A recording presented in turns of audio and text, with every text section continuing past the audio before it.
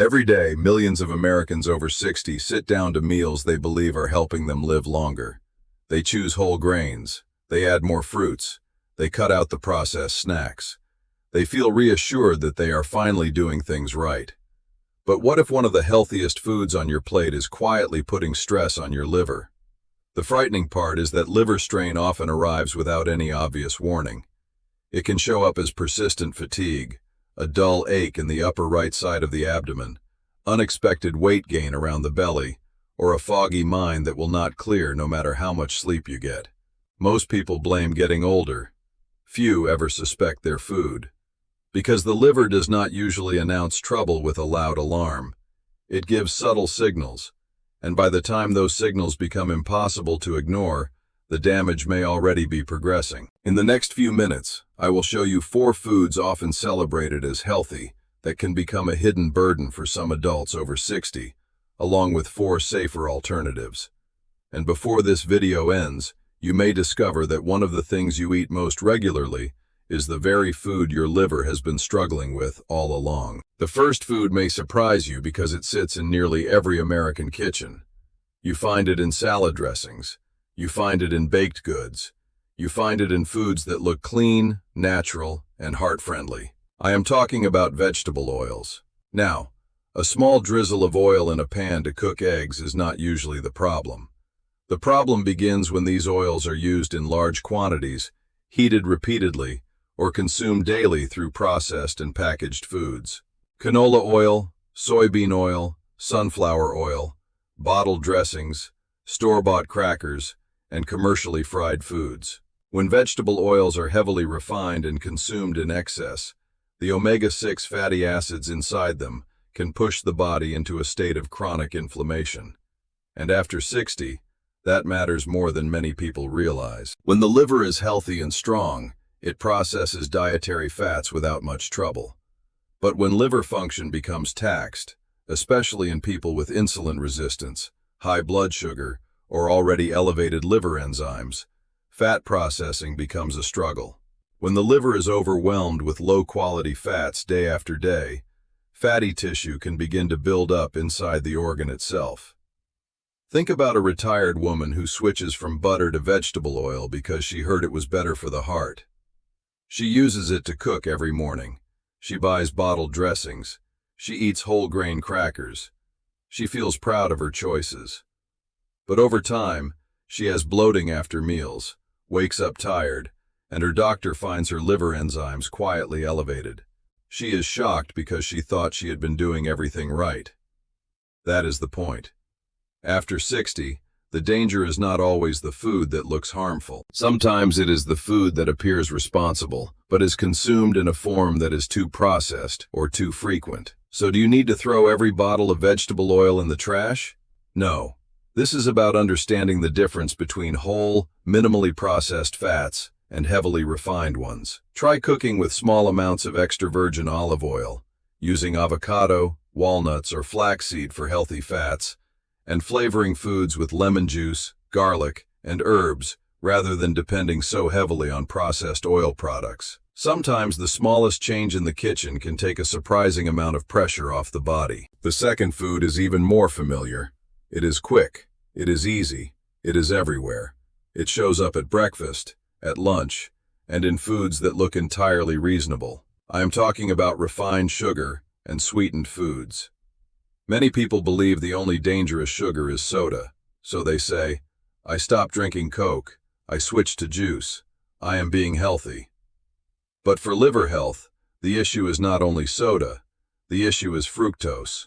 Fruit juice, flavored yogurt, sweetened oatmeal packets, granola bars, and bottled smoothies can carry far more added sugar than people expect. When fructose enters the body in large amounts, it goes almost directly to the liver for processing.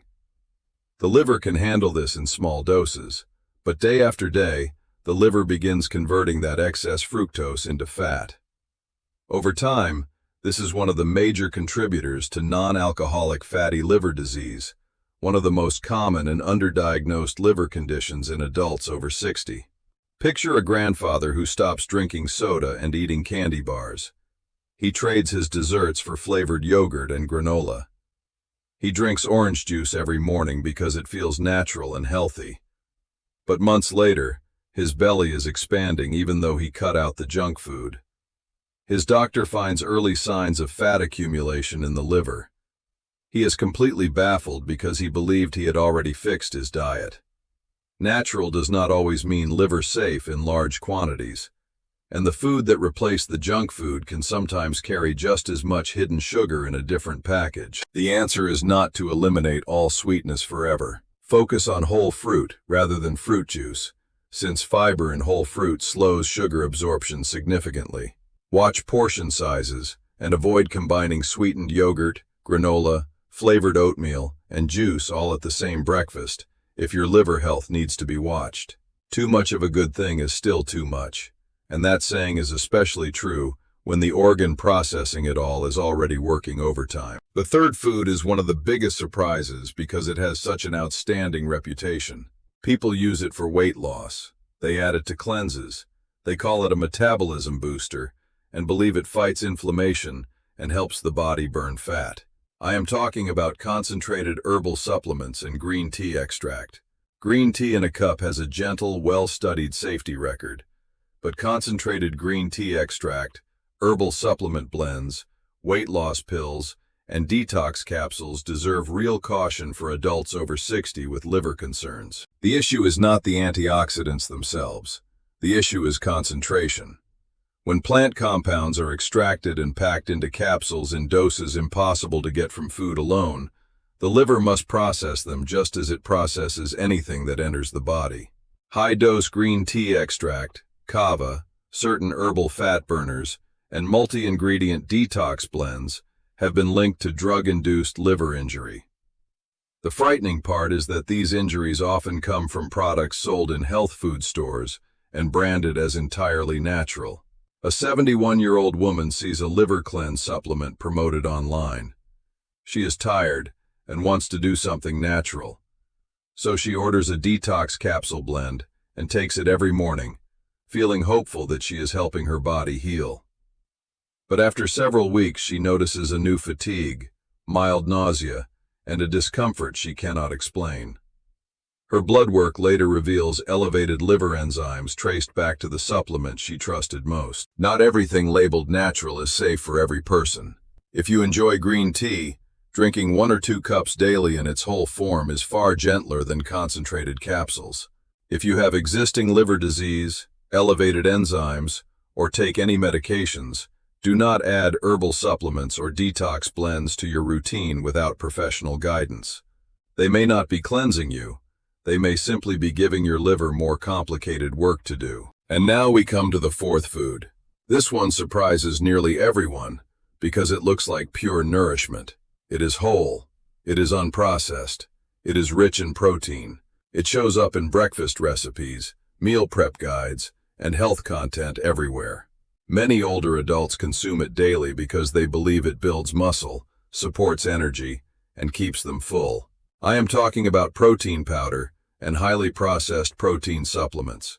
Whole food protein from eggs, fish, chicken, and legumes is not the problem.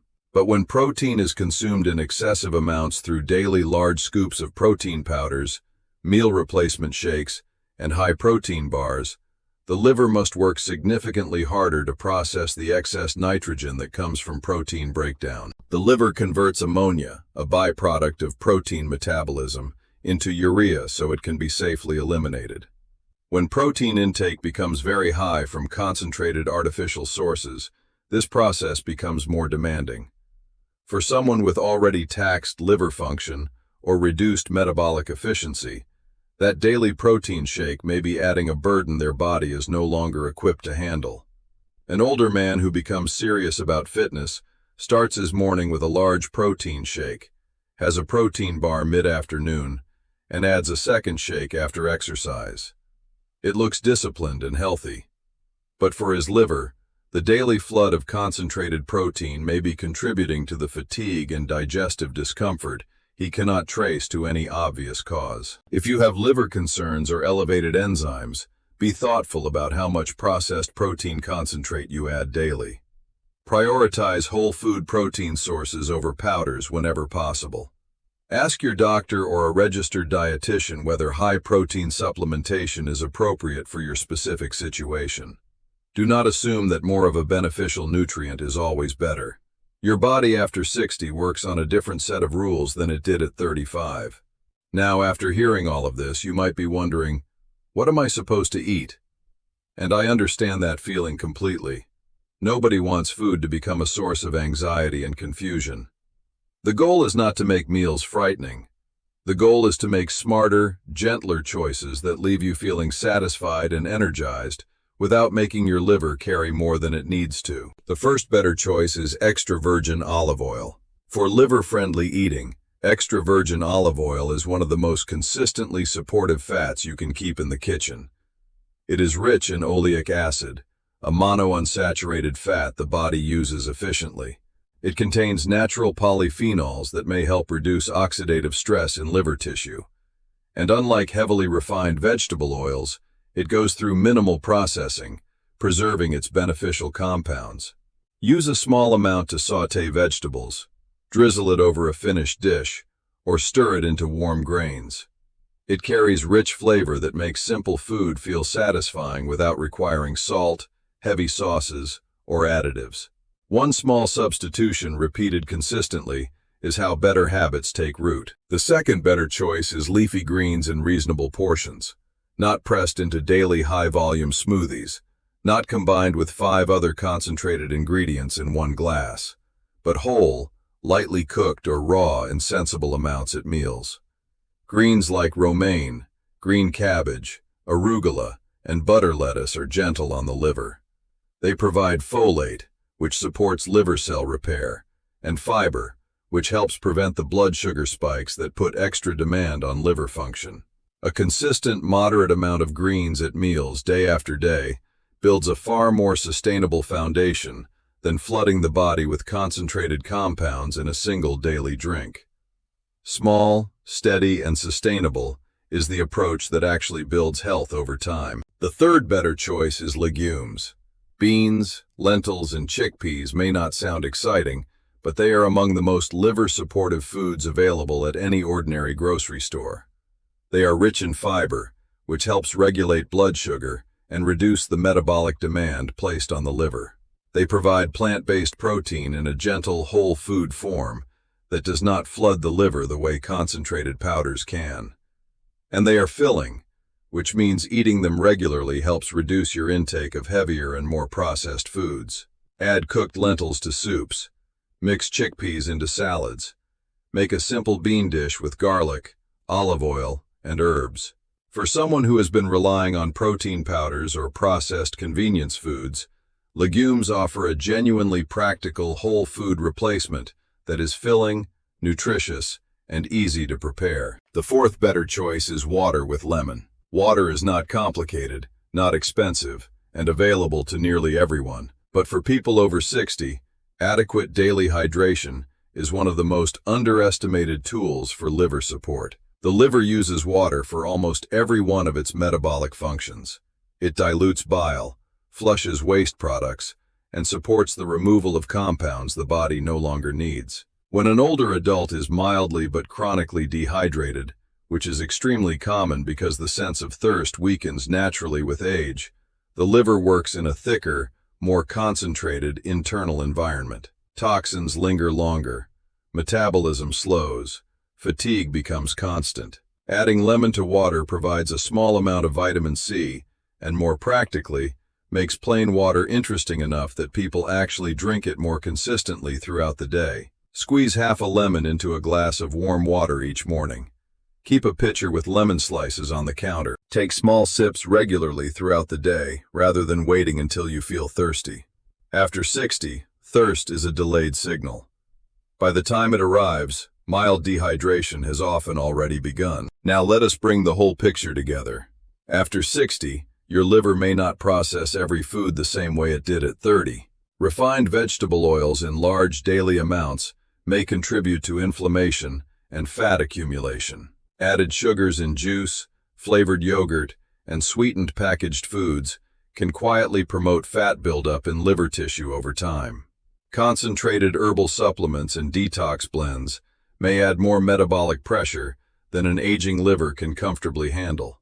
And excessive daily protein from concentrated artificial sources puts real and repeated demands on the liver's processing systems. On the other side, extra virgin olive oil replaces refined fats with something far gentler. Whole leafy greens in moderate portions replace extreme smoothie habits with something sustainable. Legumes replace processed protein supplements with a whole food source the body manages with much greater ease. And water with lemon replaces sweet drinks, while keeping the liver hydrated and supported every day. Your liver has worked for you for decades. It has filtered your blood, metabolized your meals, processed your medications, and managed countless stressors through all the years of your life. At this stage, it does not need perfection. It needs attention. It needs you to pause before a meal and ask one honest question. Is this food helping my liver carry less burden, or is it quietly adding more? That question can shift the way you eat. One meal at a time, one ingredient at a time, one quieter and more thoughtful decision at a time. Your liver may not be giving you loud warnings right now, but silence does not mean nothing is happening.